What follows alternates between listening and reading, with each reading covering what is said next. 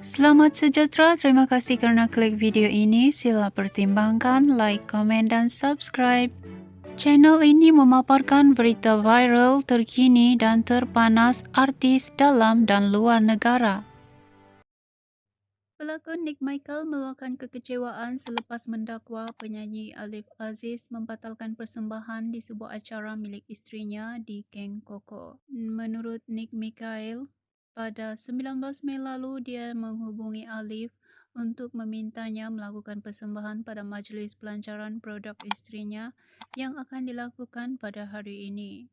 Bagaimanapun, keadaan menjadi lebih parah apabila Alif memaklumkan dia masih berada di Indonesia atas urusan kerja dan tidak dapat pulang ke Malaysia. Saya tahu awak ada mengambil job pada 19 Mei disebabkan tu masih berada di Indonesia dan sekarang tak boleh pulang untuk majlis saya. Berkali-kali saya bertanya, namun awak hanya berkata bahawa awak akan cuba. Dan semalam awak beritahu awak tak dapat nak datang. Dekat mana saya nak cari pengganti? Kata Nick Michael. Perkara itu menyebabkan dia terus mendesak Alif agar memulangkan semula deposit sebanyak 50% yang telah dibayar.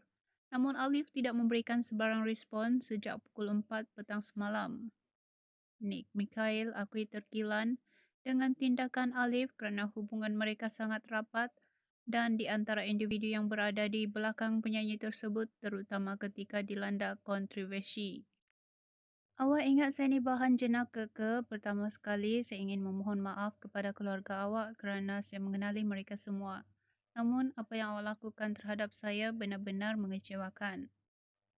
Saya berada di belakang awak sudah lama. Awak berada di pihak yang betul atau tidak, saya selalu berada dengan awak.